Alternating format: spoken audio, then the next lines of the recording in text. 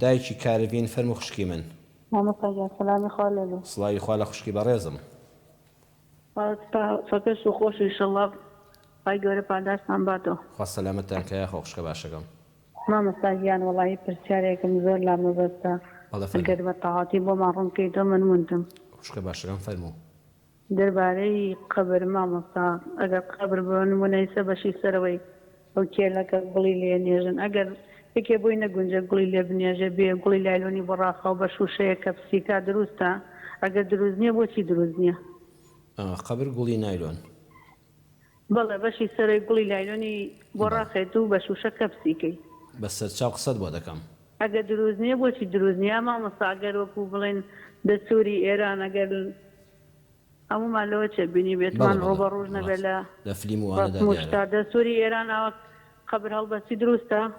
بەسەر چاو خوشکە باشەکەم دایکی کاروین قسەت بۆ دەکەم لە درێژەی بەرنامەکەدا لەسەر بابەتەوە پرسیارە جوانەی کە کردت دەست خۆش بێ خی گەورە پاداشتەباتەوە ئەزمێن ئینشەڵڵا خوشکە باشەکەی من خوا لەگەڵ بێ دایکی خواگەدار بێ خوا لەگەڵ بەسەر چاوانم دایکی کاروین دەڵێ قەبر ئەگەر گوڵی سروشتی دار و درەختی لەسەر نەڕوێنی وەکو قەبری ئێرانیەکان گوڵی نایلۆن بە شوشە لە سەریدانەی کە پسی بکەی ئایا دروستە یان نا ئەگەر دروست نییە بۆچی دایکی کاروین و هەموو ئیماندارانی بەڕێز و بینەران ئێمە قەبر لە ئیسلامدا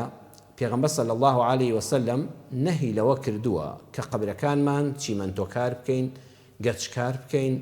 ئەو قەبرانەی کە لە ئێراندا دەکرێن لەگەڵ ڕێزم بۆ هەموو گەلان و میلەتان و خوانەخواستە سوکاتی بە هیچ نەگەل و نەتەوەیەک نەبێ عورفی خۆیانە ئێمە باسی ئیسلام و دین دەکەین ئەوەی ئەوان دەیکەین کارێکی شایستە نییە لە ئیسلامی ئێمەدا تەنها چێ لە قەبرێک هەبێ ئەویش ئەم سەراوسەری هەبێ ئەم سەراوسەری چێ لە قەبرەکە هەبێ ئەمە لای سەریەتی و ئەمە لای قاچێتی ئەمەش بۆچی بێ تەنها بۆ ناسینەوەی قەبرەکە بێ کەواتە لە سەردەمی ئەمڕۆدا ئەو چێ لە قەبرەی کە دەکرێ لە لای سەری مردووەکەەوە لە سەری دەنووسێ ئەمە گۆڕی فڵان کەسی کوڕی فڵان کەسە لە ئەوەندە لەدایک بووە لە ئەوەندەش کۆچی دوایی کردووە تەنها بەو نێتە بێ ئەمە کوڕەکەی کچەکەی نەوەکانی داهاتوو بەخوای ئێستا قەبرستان وازوو فراوان دەبێ ئەمڕۆ مردوویەک بنێژە کە سوکارێکت پاشی ساڵێکی کە بڕۆوانێ هەر خەریکە نەیدۆزیتەوە ئەگەر ئەو ناوەی لەسەر نەبێ هەر نادۆزرێتەوە ئەگەر ناوەکە بە هەڵکۆڵین بێ باشتریژی تر ڕەش نابێتەوە بەڵام لە ئیسلامی ئێمەدا دایکی کاروین باسی ئیسلامت بۆ دەکەم باسی عرفت بۆ ناکەم نابێ یەک ئاەتی قورئان لەسەر قەبر بنووسێ کابرا لەسەر نووسیەوە كل نفس ذائقة الموت نابێ ئەمە حرامە نابێ هیچ شعر و شانامە و پندێک و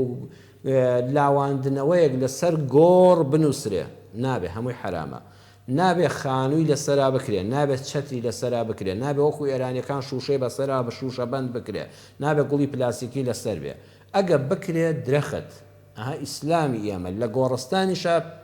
پابەندی پاراستنی ژینگەیە با گۆڕستان درەختی لەسەر بێ لە فەرمودەدا هاتووە کە هەتا ئەو درەختە زیندوو بێ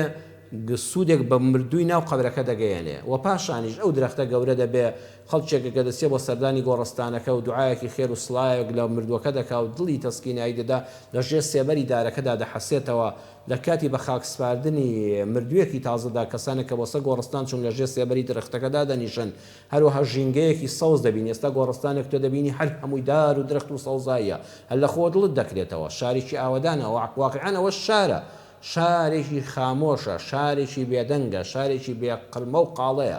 بەڵام نە دەبێ خۆمان بپارێزین مادام سەرۆرمان صلی الله عليه وسلم فەرموویەتی نابێ گۆڕ چیمەنتۆ بکرێ گەچکار بکرێ ئیلا ئەمەی کە دەکرێ بۆی کە قەبرەکەی خۆت بزانی و تەنها ئەو چێلانی کە لەم سەراوسەرەوەدا دەندرێن ناوەکەی تەنها ناوەکەی و ڕۆژی لەدایکبوون و ڕۆژی وەفاتی بۆ ناسینەوە بەو نێتە ئەوەی تری نابێ هیچ ئاەتێک هیچ فەرمودەیەک هیچ شعرێک هیچ پندێک هیچ بابەڕۆیەک هیچی لەسەر نووسرابێ نابێ و ئەو گوڵە پلاسیکیانەش ماڵ بە فیڕۆدانە هیچ زەرە سوودێک بە مردوو ناگەیەنێ ئێمە بەدایکی کاروین دەڵێم ئیسلامی ئێمە فێری ئەوەی کردوین تا لە ژیان داین با گوڵ پێشکەشکەین بە یەک تا لە ژیان داین با گوڵ بین بۆ یەک توخوا با تا لە ژیان داین دڕک نەبین بۆ دەستی یەکتر دڕک نەبین بۆ دەم و چاوی یەکتر والله لە دوای مردن تازە ئەو مردووە لەژێ ئەو قەبرەدا کەڕۆی هیچ گوڵی پلاسیکی و تەنانەت گوڵی سروشتی بۆ دانەی و گوڵبارانی کەی بەخوا سوودێکی پێ ناگەێنێ لەسەر دەفتەری ئەعمالی داناندرێ و هیچ سوودێکی پێ ناگەێنێ و ئەگەر خوا نەخواستە مردووەکانمان ئازیزانمان کە لە دەستمان داون لە دنیادا دڵمان شکان بن تازە بەوە قەرەبووی نابێتەوە گوڵ بخەین لەسەر گۆڕەکەی با تا لە دنیاداین ئیسلامی ئەمە دڵ تا لە ژیاندا وریای یەکتر بن تا لە ژیاندان هەوڵ بدەن بە پاکی بژین ئەو ڕۆژەی کە دنیاتان بەجێهێشت و خواحافیزیتان لە یەکتر کرد ئیسلام پێمان دەڵێ با خەمناک نەبین با نەڵێن ئای بەداخەوە بە خۆزگە لە دنیادا دڵی فڵان کەسم نەشکاندایە بەڕێزان ئەوە گرنگە بۆیە دایکی کاربین کە دروست نییە ئەوەیە ئەم شوشە بەندە و ئەم کەپسکردنی گوڵی پلاسیکی و شوشەی لەسەرەوە کە پسکەی هیچ سوودێکی نییە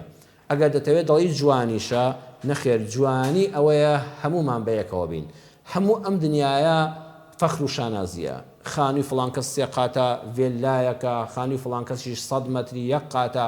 بەڵام کە دەچینە گۆڕستانەوە چەند خۆشە لە گۆڕستانە بەڕێزان هەمومان یەکسان بین هەرچەند ئێستا گۆڕستانەکانی یەکسان نەماون ئێستا خەڵک هەیە گردی لەسەر تاپۆ دەکرێت کە قەبرەکەی خەڵک یەک هەیە ماڵەکەی قەبرەکەی لە ماڵەکەی ئاەتی بە تەن گوڵ فڕێدەدرێ ئیسلامی ئێمە لەگەڵ ئەوەشانیە ئیسلام پێمان دەڵێ با سەرکردەکان با ئەوانەی کە سەرمایه‌دارن با ئەوانەی کە دەوڵەمەندن با ئەوانەی کە مەلا و زانای مزگەوتن با ئەوانەی کە مامۆستای زانکۆن ئەگەر لە دنیادا ئیمتیازێک تێکە بوو خۆ کە چوینەوە قەبرەکەەوە با هەمومان یەکسان بین هەمومان وشەی یەکسانیمان پێخۆشە و هەموو ئازادی خوازانی دنیاش داوای یەکسانی دەکەن دەبێت لە قەبرستانەکە یەکسانی هەبێ ئەزانی چەند خۆشە ئەو قەبری فڵان سەرکردەیە ئەوە مامۆستای ئاینیە ئەوە مامۆستای زانکۆیە ئەوە لە تەنیشتەوە حەماڵێکە حەماڵێکی بەڕێزی بازاڕە ئەوە لە تەنیشتەوە فڵان سەرمایه‌داری ملیاردەر بوو لە تەنیش ئەوە کە قەبر نێژراوە ئەوەش قەبری ئەو خۆڵ پاککەرەوەی سەرجادەیە کە ژنگە پارێز و ڕۆژانە خۆڵی گەڕەکەمان فڕێدا ئەگەر هەمومان قەبرەکان وەکو یەک بن ئەزانی هەمومان دڵمان خۆش دەبێت وەڵی وا دڵی بە قەبری خۆی دەمێنێ یەکێکی تر لەولاوە بە بەردی حەلان و مەڕمەڕ و شعر و شانامە قەبرەکەی هەر لە دوورەوە دیارە هیوا هەیە چەتری بۆ کردووە هەیە دیواری بۆ کردووە هەیە ژووری تایبەتە هەیە شەپکە گوڵ لە سەرێتی ئەمیش داماوێت کە فەقیرە وەڵی بە قەرز و قۆڵەش شێ لە قەبرەکەی بۆ داناندرێت دیسان لەوێش هەر جیهانی سەرمایه‌داری هەر چەوساننەوە نەخێر ئیسلامی ئێمە دەڵێ بال لە گۆڕستانە فەرق و جیاوازی لە بینی دەوڵەمەند و هەژاران نەبێت تەنها ناو بنووسرێ و گۆڕەکان هەمویان وەکو یەک بن ئیمامی علی ڕاست پێدرا لەلایەن پێغەمبەرەوە صلی الله عليه وسلم هەر قەبرێکت بینی خۆزگە ئەوانەی کە لە ئێران شوێنکەوتوی ئیمام علین خۆشەویستانی ئیمام علین ئەو حەدیثیان جێبەجێ بکردایە هەر قەبرێکت بینی زیادەڕەوی تێدا کرابوو گەچ و چیمەنتۆی لێدرابوو بەردی مەڕمەڕی لەسەر دانرابوو شوشە بەند کرابوو ئەی علی هەر هەمووی تەختکە هەمووی لە ناوبەرە هەمووان وەکو یەک لێ بکەوە با ئەو جیهانی یەکسانی کە لە دنیادا لە خانوەکانماندا نەبوو با لەنیکەم لە گۆڕەکانماندا هەبێ با لە گۆڕستانە بە زەلیلی بچینە بەردەمی خوای پەروەردگار خوای گەورە سیرمان کە عەبدێکی زەعیفین بەو هەموو گوناه و تاوانەوە چوینە ژێر ئەو خاکەوە داوای لێبوردن لە خوا بکەین ئەگە دڵسۆزین بۆ مردوەکانمان با لە ژیانی دنیادا عەزیەتیان نەدەین ئەگە دڵسۆزین بۆ مردوەکانمان با درەختیان لەسەر بنێژین با گوڵیان لەسەر بنێژین گۆڕستانەکانمان با هەمووی دار و درەخت و گوڵزار بێ بەڵام ئەو پلاسیکی و شوشە بەندەی کە لە ئێرانە هەیە ئەوە هەر پێچەوانەیە بۆ فەرمانەی کە بە ئیمام علیش کراوە ڕەزا و ڕەحمەتی خوا لە ئیمامی علی و لە بنەماڵەی بەڕێزی پێغەمبەر بێ صلی الله عليه وسلم